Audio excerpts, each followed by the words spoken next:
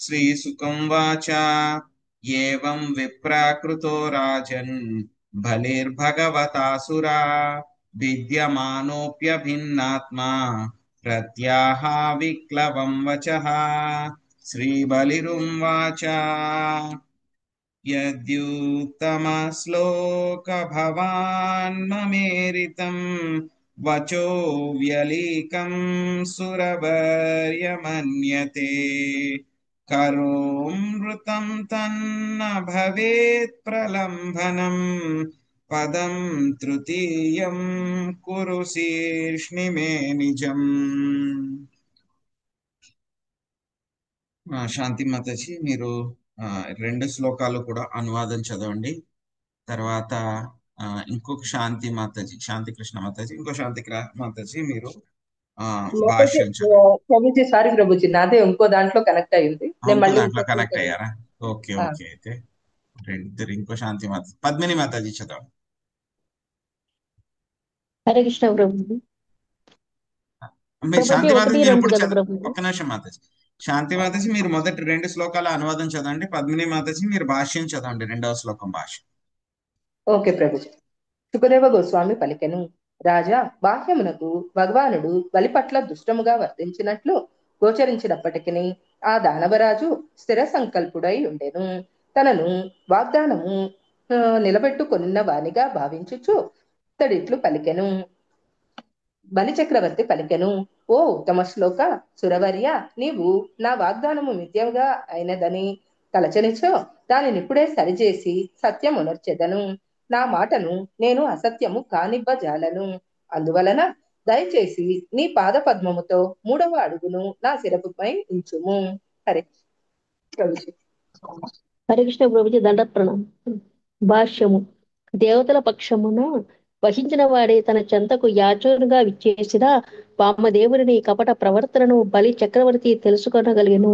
తనను మోసగించుటయే భగవంతుని ఉద్దేశం అయినప్పటికీ ఏ విధంగా ఆ దేవదేవుడు భక్తుని మోసగించి అతని పదమును మహిమాన్వితము కావించును ఎరిగి బలి చక్రవర్తి మిగుల ఆనందమునందెను. భగవంతుడు మంచివాడని చెప్పబడుచుండను. అది యథార్థమే. వాస్తవమునకు అతడు మోసగించినను వరములనిచ్చినను అన్ని వేళలా మంచివాడే. కనుకనే బలి చక్రవర్తి అతన్ని ఉత్తమ శ్లోక అని సంబోధించను.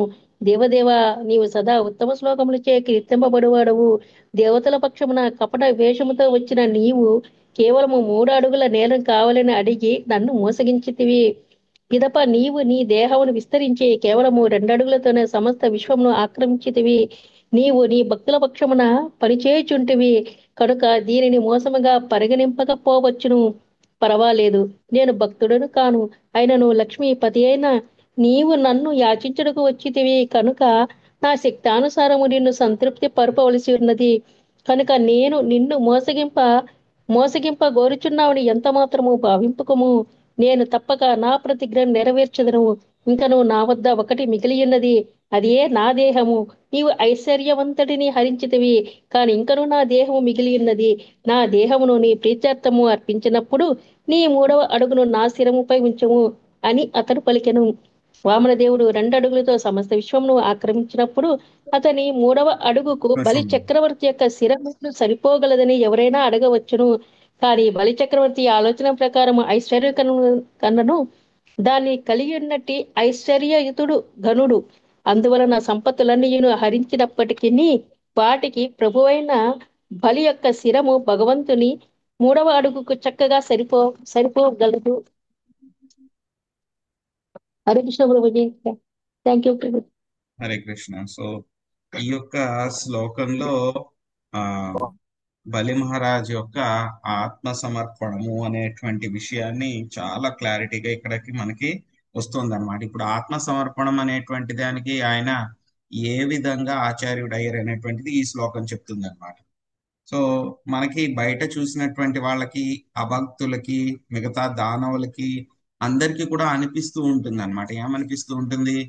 సో బలి మహారాజు పట్ల ఫేర్ గా లేదు, ఆయన్ని ఆ విధంగా ఆయన ప్రవర్తించకూడదు ఆయన పట్ల. సో ఆయన అంతా ఇచ్చారు కదా, ఆయన దగ్గర ఉన్నటువంటిది అంతా కూడా ఇచ్చేశారు కదా, అయినా సరే 3వ అడుగు కోసం ఎందుకు అడుగుతున్నారు? పోనీ అడుగు ఇవ్వకపోతే కనుక పర్వాలేదు, తీసుకోలేకపోయినా పర్వాలేదు, మళ్ళీ ఆయనకి నరకానికి పంపించడం ఏంటి అని చెప్పేసి బయట వాళ్ళందరికీ కూడా అనిపిస్తుంది అనమాట, వేరే వాళ్ళందరికీ. కానీ ఇక్కడ ఎందుకు ఆయన అడిగారు అనేటువంటిది ఇప్పుడు మనకి వచ్చే శ్లోకాల్లో తెలుస్తుంది అనమాట. సో ఆయన ఆ విధంగా మొత్తం సంపదలు ఆస్తులు అన్ని కూడా కోల్పోయినా సరే, ఆ బలి మహారాజు ఎలా ఉన్నాడు? ఆయన చాలా స్థిర సంకల్పుడై ఉన్నాడు. ఏమిటి ఆ స్థిర సంకల్పము?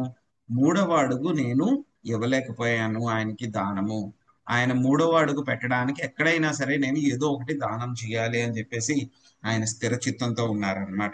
సో అప్పుడు ఆయన్ని వామన దేవుణ్ణి సంబోధిస్తున్నారు, ఉత్తమ శ్లోక సురవర్య. సో నా యొక్క వాగ్దానము నేను సరిగ్గా మీకు చెయ్యలేదు అని చెప్పి మీకు అనిపిస్తే కనుక ఏమీ పర్వాలేదు, ఇప్పుడు దాన్ని నేను సరిచేస్తాను. నా యొక్క మాటను ఎప్పుడు కూడా నేను అసత్యం అయ్యేలాగా చెయ్యను నేను. కాబట్టి మీరు అన్నీ కూడా నా దగ్గర నుంచి తీసేసుకున్నా సరే, ఇంకా నా దగ్గర ఇంకొక విషయం ఉంది, అది నేను ఇవ్వాల్సి ఉంది, అది నా దగ్గరే ఉంది ఇంకాను. అదేమిటి అంటే కనుక మీ యొక్క మూడవ పాదాన్ని నా యొక్క తల మీద ఉంచండి. అంటే మొత్తం నా యొక్క శరీరాన్ని కూడా మీరు తీసేసుకోండి. అంటే కనుక దానికి ఉద్దేశం ఏమిటి? నన్ను మీరు బానిస కింద చేసుకోండి అని చెప్పేసి ఆయన యొక్క ఉద్దేశం అన్నమాట. సో మరి ఇక్కడ మనకు అనుమానం రావచ్చు, ఆయన మొదటి అడుగుతోటి మొత్తము భూమండలం అంతా కూడా ఆయన ఆక్రమించేశారు, రెండవ అడుగుతోటి మొత్తం పైలోకాలు విశ్వం పైన ఉన్నదంతా కూడా ఆక్రమించేశారు. మరి బలి మహారాజు యొక్క పాదము ఈ రెండింటితోటి కూడా అంత వర్త, అంత విలువైనదా అని అంటే కనుక, ఇక్కడ బలి మహారాజు ఏ విధంగా ఆయన ఆలోచిస్తూ ఉన్నారు అని అంటే కనుక, సంపదలంతా కూడా ఒక ఎత్తు, ఆ సంపదలు ఎవరైతే కనుక ఉంటాయో ఆ యొక్క యజమాని ఒక ఎత్తు అన్నమాట. చూస్తాం మన యుద్ధాల్లో కూడా ఏంటి, రాజుగారికి ఎంత సంపద ఉన్నా ఆ రాజుగారు ఒక ఎత్తు, ఆయన యొక్క సంపదలన్నీ కూడా ఒక ఎత్తు అన్నమాట.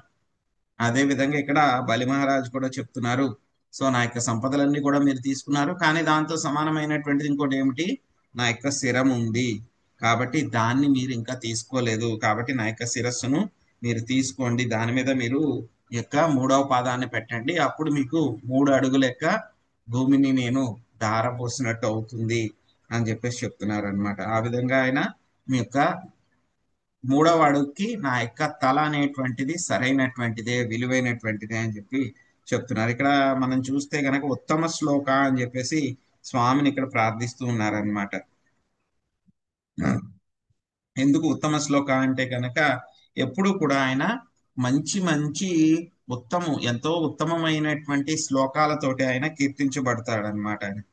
కానీ ఏం చేశారు? ఆయన బలి మహారాజు అర్థం చేసుకున్నారు ఇప్పుడు పూర్తిగా. ఇంతకుముందు శుక్రాచార్యుడు చెప్పారు, ఇప్పుడు ఆయన కూడా అర్థం చేసుకున్నారు. దేవతల పక్షాన కపట వేషంతో వచ్చి 3 అడుగుల నేల కావాలని చెప్పేసి నన్ను మోసగించావు నువ్వు, 2 అడుగులతోనే మొత్తం అంతా కూడా నా దగ్గర ఉన్న సంపదలన్నీ కూడా నువ్వు తీసేసుకున్నావు. సో కాబట్టి మీరు ఎందుకు చేశారు ఈ విధంగా అని అంటే కనుక, మీ యొక్క భక్తులకి ఆన్ బిహాఫ్, భక్తుల యొక్క పక్షాన వహించి, ఇంద్రుడు మీ యొక్క మిక్స్డ్ డివోటీ ఆయన యొక్క పక్షాన వహించి మీరు యొక్క పని చేశారు, కాబట్టి అది మోసం కాదు. కానీ ఏంటంటే కనుక నేను భక్తుడిని నేను కాదు కాబట్టి నా యొక్క శిరస్సుని మీరు స్వీకరించండి. ఇంకేమిటి ఆయన ఏ విధంగా చెప్తున్నారు? ఆయన మీరు చాలా ధనమున్నటువంటి యాచకుడు. ఎందుకంటే కనుక లక్ష్మీదేవి ఆయన యొక్క భార్య, మొత్తం సంపదలన్నిటికీ కూడా ఆవిడ చేతుల్లోనే ఉంటాయి. అయినా సరే మీరు ఏం చేశారు? నా దగ్గరికి ఒక యాచకుడి కింద వచ్చారు మీరు. అంటే చాలా చాలా ధనం ఉన్నటువంటి యాచకుడు మీరు, వెల్దియస్ట్ బెగ్గర్ అని చెప్పి చెప్తున్నారు అనమాట. సో ఇంకా ఏం చెప్తున్నారు అని అంటే కనుక, మాలాంటి భక్తులందరూ కూడా ఏమిటి పిచ్చెక్కిపోతారు దేనితోటి? ఆయన యొక్క పాద పద్మాల నుంచి వచ్చేటువంటి అమృతము, ఆయన యొక్క కీర్తి అనేటువంటి దాన్ని చూసి అందరూ కూడా ఏమైపోతారు? మ్యాడ్ అయిపోతారు. సో మీరు ఇంద్రుడి మీద చూపించిన దానికన్నా నాకు ఇంకా ఎక్కువ కరుణ వస్తుందేమో అని అనుకుంటున్నాను అని చెప్పి చెప్తున్నారు అనమాట. సో మీరు నన్ను మోసగించారు, కానీ నేను మాత్రం మిమ్మల్ని మోసగించాలని అనుకోవట్లేదు, కాబట్టి మీ యొక్క మూడవ పాదాన్ని నా యొక్క తల మీద ఉంచండి. సో మీరేంటంటే కనుక ఇంద్రుడికి మీరు కరుణ చూపిస్తున్నారు, ఇంద్రుడి పక్షాన వహిస్తూ ఉన్నారు మీరు, కానీ ఏమైంది ఆయనకి, మీ యొక్క కరుణ అనేటువంటి ఒక అమృతం అనేటువంటి, మీ యొక్క కరుణ అనేటువంటి అమృతం ఒక చిన్న చుక్కు కూడా ఆయనకి దొరికిందో లేదో, కానీ నాకు ఎగేనెస్ట్ గా ఉన్నారు, నాకు ప్రతిపక్షం కింద మీరు ఉన్నారు, అయినా సరే ఏం చేస్తున్నారు నన్ను, మీ యొక్క కరుణ అనేటువంటి దాంట్లో ఒక పెద్ద సముద్రంలో నన్ను ముంచేస్తూ ఉన్నారు. సో అందుకని చెప్పి మిమ్మల్ని నేనేం పలుకుతున్నాను, ఉత్తమ శ్లోక అని చెప్పి పలుకుతున్నాను అని చెప్పి చెప్తున్నారు అనమాట. సో బలి మహారాజ్కి అర్థమైంది అనమాట స్వామి యొక్క ఉద్దేశ్యం ఏమిటి అని చెప్పి అర్థమైంది. ఎలా అయితే కనుక ఇంతకు ముందు చూసాం, గరుడాకు కూడా వామన దేవుడి యొక్క ఉద్దేశ్యం ఏంటి అని అర్థమైంది, వెంటనే వరుణ పాశాలతో ఆయన బంధించేశారు. సో అలాగే బలి మహారాజు కూడా వామన దేవుడి యొక్క నిజమైనటువంటి ఉద్దేశ్యం ఏమిటి అని అర్థమైపోయింది అనమాట. సో బయటికి ఆయన ఏదో నన్ను మోసగించాడు అని చెప్పి కనబడుతూ ఉన్నా సరే, అది కూడా నా యొక్క మంచి కోసమే. ఆయన ఎప్పటికీ కూడా సుహృదం సర్వభూతానాం జ్ఞాత్వా మాం శాంతి మృచ్చతి. సో భగవద్గీతలో కూడా మనం చెప్పుకున్నాం. సో ఆయన ఎప్పుడు కూడా అందరి జీవుల యొక్క వెల్ విషర్, ఆయన మంచి జరగాలి అని కోరుకుంటారు. సో అందులోని ఇంకా భక్తుల గురించి మంచి జరగాలని కోరుకోడు ఆయన. సో అందులో ఇంకా తిరగలేదు కాబట్టి, సో ఆయన యొక్క ఉద్దేశాన్ని అర్థం చేసుకుని మీకేం కావాలంటే అలాగే చేయండి అని చెప్పేసి ఆయన చెప్తున్నారు అనమాట. సో ఆ తర్వాత ఇంకా బలి మహారాజు ఏం చెప్తున్నారు చూద్దాం. బిభేమినాహం నిరయాత్ పదచ్యుతో నపాసబంధాద్ వ్యసనాత్ దురత్యయాత్ నైవార్థకృచ్ఛాద్ భవతో వినిగ్రహ దసాదువాదాత్ భృశమీత్ విజేయధ. ఆశం లక్ష్మీ మాతాజీ చదవండి. హరే కృష్ణ ప్రభుజీ ప్రణామం. అపవాదుకు ఎంత భయపడుతునో అంత ఐశ్వర్యము హరించుట వలన, నారకీయ జీవనము వలన, దారిద్ర్య కారణం చేత, వర్ణపాశము బద్ధుడనగుట వలన, లేదా నీచే దండింపుట వలన నేను భయపడను. భాష్యం. బలిచక్రవర్తి భగవంతునికి సంపూర్ణ శరణాగతుడే అయినప్పటికీ బ్రహ్మచారిని వంచిన వాడిని ఆపదను సహింపజాలకపోయాను. తన వంచిన వాడినేడి ఆపదను సహింపజాలకపోయాను. తన యశస్సు విషయమున మిగుల అప్రమత్తుడై అతడు ఆ అపవాదును నివారించుటనెట్లో తీవ్రముగా ఆలోచించను.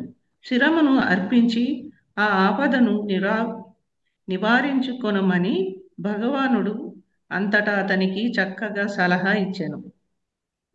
వైష్ణవుడు ఎటువంటి శిక్షకైనను భయపడడు. నారాయణ పర సర్వేన కుతర్చన బిభ్యతి. భాగవతము 6.17.28. హరే కృష్ణ.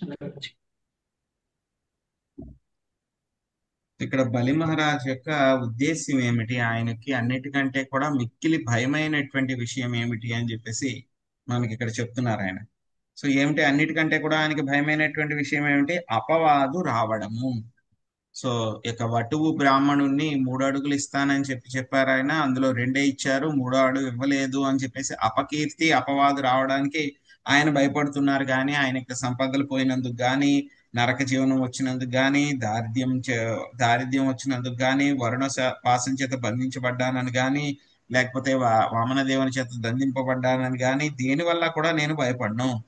కానీ యొక్క అపవాదు వటు బ్రాహ్మణుని మోసగించాను, ఆయనకి ఇచ్చినటువంటి వాగ్దానాన్ని నేను నిలబెట్టుకోలేకపోయాను అనేటువంటి దానికే నాకు చాలా భయపడతాను నేను అని చెప్పేసి ఆయన చెప్తూ ఉన్నారనమాట. సో అప్పుడు భగవంతుడు ఆయన్ని అడగచ్చు అనమాట, మరి నువ్వు నా చేత బంధించబడ్డావు కదా, అప్పుడు కూడా నీకు మరి అపవాదు అపకీర్తి కలుగుతుంది కదా, మరి దాని యొక్క సంగతి ఏమిటి అని చెప్పేసి వామన దేవుడు అడగచ్చు అనమాట. అందుకని చెప్పి ఆయన మళ్ళీ 4వ శ్లోకంలో దానికి కూడా సమాధానం చెప్తున్నారు. పుంస్యాం శ్లాఘ్యతమం మన్యే దండమర్హత్తమార్పితం యం న మాతా పితా భ్రాతా సుహృదశ్చాద్ దిశంతి.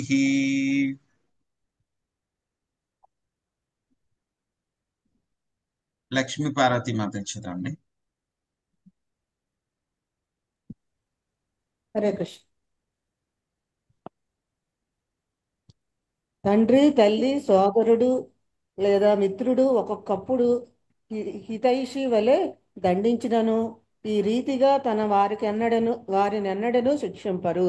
అయినను పరమ పూజ్యుడవు కనుక నీవు నా కొసగిన దండనము మహత్తరమైనదనియే నేను భావింతును. భాష్యము. భగవంతుడు ఒసగిన శిక్షను భక్తుడు మహాదనుగ్రహముగా స్వీకరించును. తత్తేను కంపాం వీక్షమాణో భుంజాన ఏవాత్మ కృతం విపాకం కృద్వాగ్వ పర్విదన్నమస్తే జీవితే యో ముక్తిపదేశ దాయబాక్. నీ కృపను గోరుచు పూర్వకర్మ ఫలముల వలన కలిగినట్టి అన్ని విధములకు కష్టములను సహించి ఉండి మనోవాకాయములతో నీ భక్తి యందు నెలకొని నీకు సదా నమస్కరించేడు వాడు నిక్కముగా ముక్తిని యోగ్యుడే యుండును. భాగవతము 10.14.8. భగవంతుడు ఒసగిడి నామమాత్ర శిక్ష కృపతో తప్పును సరిదిద్దు తనను సరి అయిన మార్గమునకు తెచ్చుటే కొరకే అని భక్తుడు ఎరిగియుండును. కనుక భగవంతుడు ఒసగిడి శిక్షను తల్లి, తండ్రి, సోదరుడు లేదా మిత్రుడు వనగూర్చేడు మహోన్నతమగు లాభముతోనైనను పోల్చరాదు. హరే కృష్ణ ప్రభుజీ. హరే ధన్యవాదాలు. కృష్ణ. సో బలిమహారాజుని అడగచ్చు అనమాట వామన దేవుడు, మరి నేను మిమ్మల్ని శిక్షిస్తున్నాను కదా, శిక్షిస్తే కనుక మీరు అపవాదు రాదా, సో మరి దాని సంగతి ఏంటి అని ఆయన అడగచ్చు. కాబట్టి ఆయన చెప్తున్నారు అనమాట. సో కొంతమంది దగ్గర నుంచి శిక్ష తీసుకున్నా పర్వాలేదు. ఎవరి దగ్గర నుంచి శిక్ష తీసుకుంటే పర్వాలేదు? తల్లి దగ్గర కానీ, తండ్రి దగ్గర కానీ, లేకపోతే కనుక ఒక మంచి మిత్రుడి దగ్గర నుంచి కానీ, ఇటువంటి వాళ్ళ దగ్గర నుంచి శిక్ష తీసుకున్నా పర్వాలేదు. ఎందుకంటే కనుక వాళ్ళు ఇచ్చేటువంటి శిక్ష ఎలా ఉంటుంది, చాలాసార్లు మనం చెప్పుకున్నాం. వాళ్ళు ఇచ్చేటువంటి శిక్ష కక్ష తీర్చుకోవాలి అనే విధంగా ఉండదు.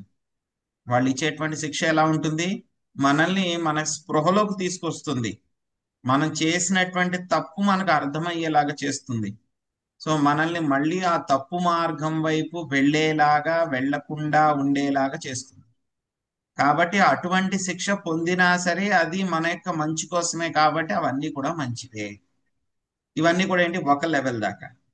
కానీ ఇక్కడ ఏం చెప్తున్నారు ఈయన, మీరు అందరికంటే కూడా చాలా ఉన్నతమైనటువంటి వాళ్ళు, కాబట్టి మీరిచ్చినటువంటి శిక్ష యొక్క తల్లిదండ్రులు కానీ ఒక మంచి స్నేహితుడు కానీ ఇచ్చినటువంటి శిక్ష కంటే కూడా చాలా మహత్తరమైనటువంటిది అని చెప్పేసి బలి మహారాజు చెప్తున్నారనమాట. సో ఏం చేస్తూ ఉంటారు ఆయన, ఒక్కొక్కసారి ఆయన భక్తులకి కూడా కొంచెం శిక్షిస్తూ ఉంటారు. ఎందుకు ఇస్తూ ఉంటారు, భక్తుల్ని మళ్ళీ సరైనటువంటి మార్గంలో తీసుకొచ్చుకోవడానికి ఆయన ఆ విధంగా శిక్షిస్తూ ఉంటారు. ఆయన ఇచ్చినటువంటి శిక్ష కూడా ఏంటి, చాలా మిగతా వాళ్ళు చేసినటువంటి శిక్షల కంటే కూడా చాలా ఉన్నతమైనటువంటిది. ఎందుకంటే కనుక అదేం చేస్తుంది, ఎన్నో కొన్ని లక్షల కోట్ల జన్మల నుంచి కూడా మనం ఏం చేస్తున్నాం, ఇక భౌతిక ప్రపంచంలో రకరకాల శరీరాలని తీసుకుని మనం తిరుగుతూ ఉన్నాం. మిగతా వాళ్ళు చేసేటువంటి ఆ యొక్క ఉపకారం ఎంతవరకు ఉంటుంది, వాళ్ళు ఇచ్చేటువంటి శిక్ష వలన మనం ఒక జీవితంలో మనం బాగుపడతాం. కానీ భగవంతుడు ఇచ్చేటువంటి శిక్ష మూలంగా మనము ఈ యొక్క జనన మరణ చక్రం నుంచి మనం బయటపడిపోతాం. కాబట్టి ఆయన ఇచ్చేటువంటి శిక్షే అయినా సరే అది ఎంతో ఎంతో మహత్తరమైనటువంటిది. సో కాబట్టి మీరు ఇచ్చినటువంటి శిక్ష ఎంతో మహత్తరమైనటువంటిది అని చెప్పి నేను భావిస్తున్నాను అని చెప్పి చెప్తున్నారు అనమాట. త్వం నూనమా సురాణం న పరోక్ష పరమో గురుః ఏనోనేకా మదాందానం విభ్రంసం చక్షురాదిశత్. లక్ష్మీ శ్రీనివాసులు మాత చదవండి. అనువాదము భాష్యం మంజుల మాత చదవండి. హరే కృష్ణ ప్రభుజీ. నీవు అసురులమగు మాకు పరోక్షముగా పరమ శ్రేయోభిలాషుని కనుక శత్రువు వలె నటించుచు మా పరమ శ్రేయస్సు కొరకై కార్యము ననరింతువు. మేము సదా మిథ్యా ప్రతిష్టనే కోరియున్న కారణమున నీవు మమ్ము దండించి జ్ఞాన చక్షువు నొసగతివి. హరే కృష్ణ ప్రభుజీ. హరే కృష్ణ ప్రభుజీ. భాష్యము. దేవదేవుడు ఆ, నురుల కన్నా తురల సురుల కన్నను అసురులకే ఉత్తమ మిత్రుడని బలిచక్రవర్తి భావించెను. ఈ భౌతిక జగత్తులో మనుజుడు ఎంత అధికముగా భౌతిక సంపత్తులను బడిసినచో అంత అధికముగా ఆధ్యాత్మిక జీవనం పట్ల అందుడగును. దేవతలు భౌతిక ఐశ్వర్యముల కొరకే భగవంతునికి భక్తులై ఉందురు. కాని భగవానుడు దానవుల పక్షంలో లేనప్పటికీ సదా వారికి శ్రేయోభిలాషిగా వర్తించుచు వారి మిథ్యా ప్రతిష్టను నశింపజేయుచుండును. మిథ్యా ప్రతిష్టచే ఎవడును పెడమార్గమును పట్టును. ఆ, కనుక దేవదేవుడు తన ప్రత్యేక అనుగ్రహముగా అసురుల యొక్క మిథ్యా ప్రతిష్టను హరించివేయును. హరే కృష్ణ ప్రభు. హరే కృష్ణ. సో ఇక్కడ చెప్పినటువంటి ఎగ్జాంపుల్ కూడా మనకి ఆ యొక్క వృత్తాసురుడు ఇంద్రుడి యొక్క వృత్తాంతంలో మనకి వస్తుంది. సో ఏమవుతుంది, అక్కడ బయట చూసేటువంటి వాళ్ళందరికీ కూడా ఏమనిపిస్తూ ఉంటుంది, ఇంద్రుడికి ఆయన చాలా సహాయం చేశారు, ఇంద్రుడికి ఆయన వజ్రాయుధం అరేంజ్ చేశారు, ఇంద్రుడికి ఆయన యుద్ధంలో గెలిచేలాగా చేశారు, ఇంద్రుడికి ఆయన సంపదలన్నీ కూడా ఇచ్చారు, ఆయన దేవతలందరికీ కూడా ఆయన అన్ని చేశారు. కానీ రాక్షసులకు మాత్రం ఏమి ఇచ్చారు ఆయన? రాక్షసులకి దానవులకి అంటే వృత్తాసురుడు పక్షాన పోరాడినటువంటి వాళ్ళందరికీ కూడా అపజయాన్ని ఇచ్చారు, అపకీర్తిని ఇచ్చారు. ఇంద్రుడికేమో పెద్ద వెపన్ ఇచ్చారు, జయాన్ని ఇచ్చారు, కీర్తి ఇచ్చారు. కానీ ఏమైంది, వృత్తాసురుడికి ఏం దొరికింది? మొత్తం అన్ని కూడా పోగొట్టుకున్నాడు, యుద్ధంలో చనిపోయాడు. అసలు భాగవతం చదవకపోతే కనుక మిగతా చోట్లంతా కూడా వృత్తాసురుడిని రాక్షసుడి కింద చూపిస్తారన్నమాట. సో కానీ భాగవతం చదివితే తెలుస్తుంది ఆయన ఎంత గొప్ప భక్తుడు అని చెప్పేసి. ఒక రకంగా చూస్తే కనుక ఇంద్రుడికి ఏమొస్తుంది, ఆ యుద్ధంలో గెలిస్తే కనుక ఆ యొక్క సంపదలన్నీ వస్తాయి, స్వర్గం వస్తుంది, ఐశ్వర్యం వస్తుంది, ఎంజాయ్మెంట్ వస్తుంది. వృత్తాసురుడికి ఏమొచ్చింది? ఏమీ రాలేదు.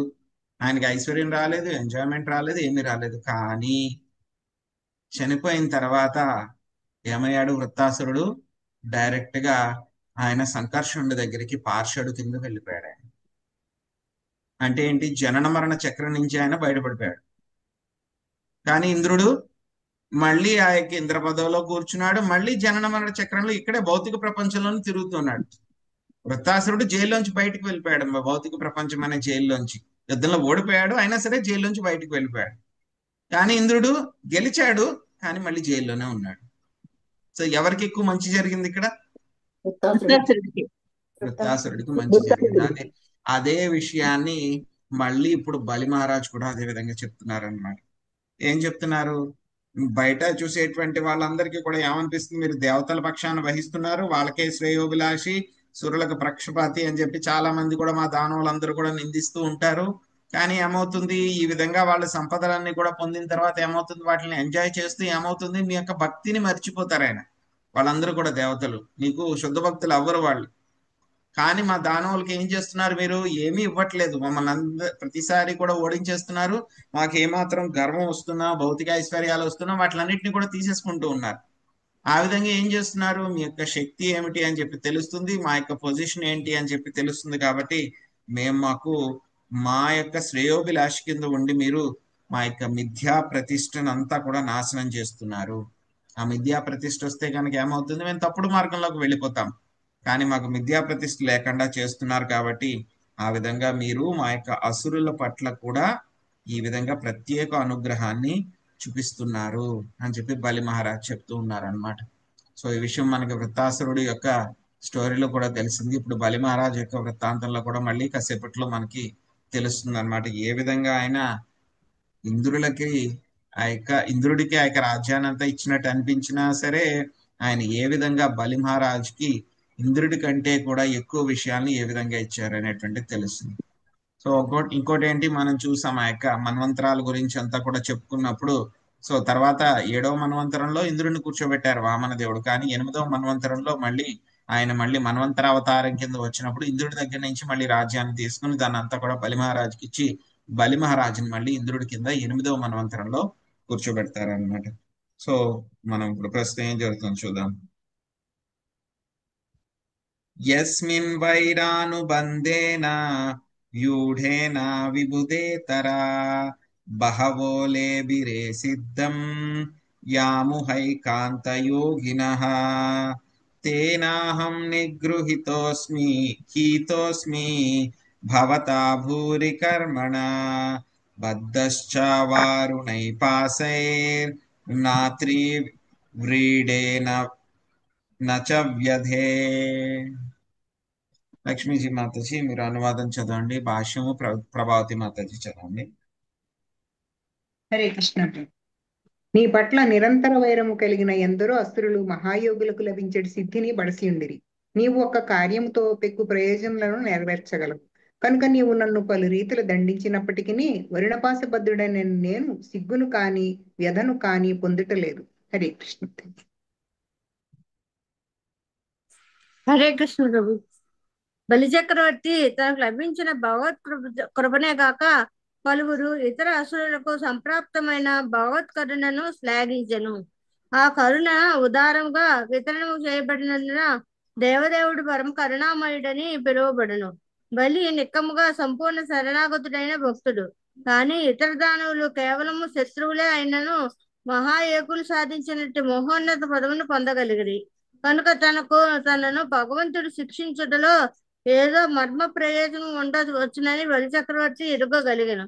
అందువలన వామనదేవునిచే విషమస్థితి అందించబడినను దానిచే అతడు సిగ్గును గాని వెదను గాని పొందలేదు. హరే కృష్ణ ప్రభుజీ.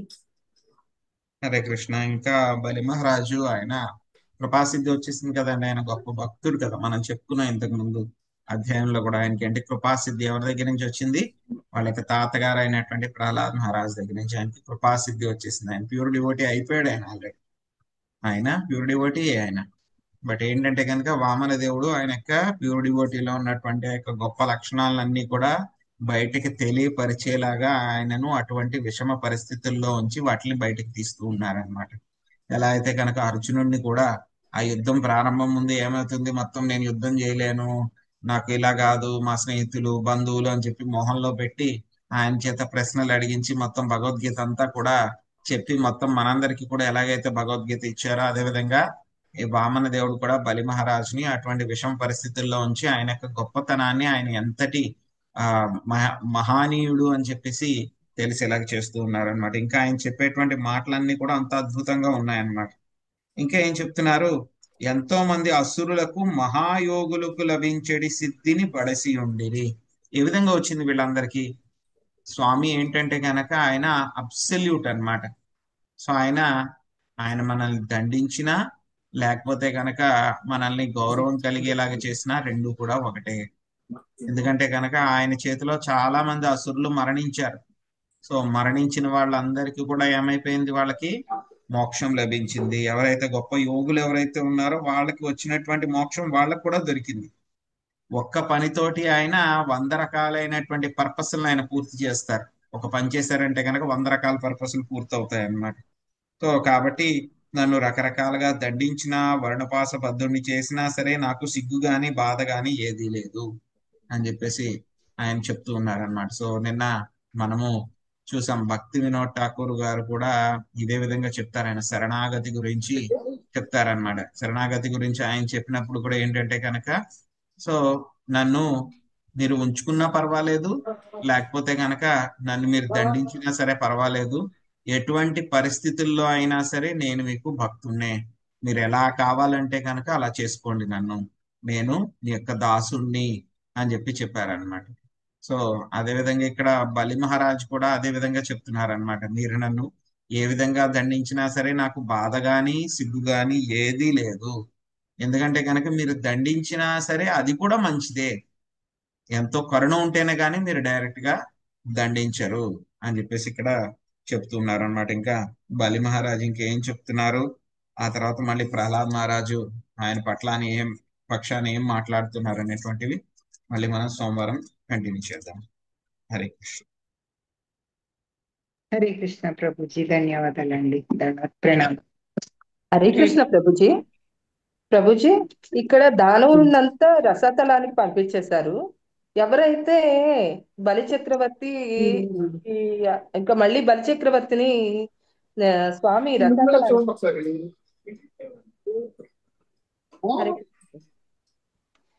పంపిస్తారు కదా, అంటే ఎవరైతే శుద్ధ భక్తులు ఉంటారో దానికి మాత్రమే వాళ్ళు మాత్రం బలిచక్రవర్తి లోకానికి వెళ్తారా?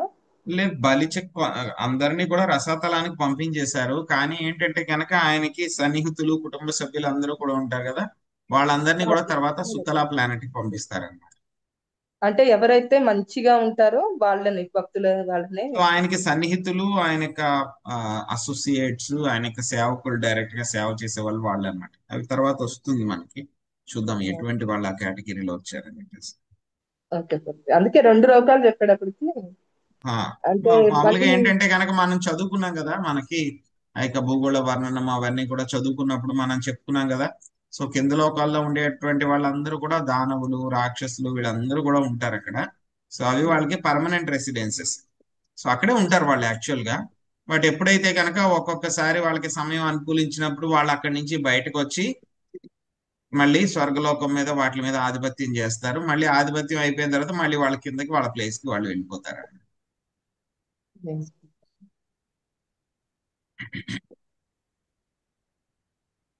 Thank you Prabhuji. హరే కృష్ణ. వాంఛాకల్పతరుభ్యశ్చ కృపాసింధుభ్యశ్చ పావనేభ్యో వైష్ణవేభ్యో నమః.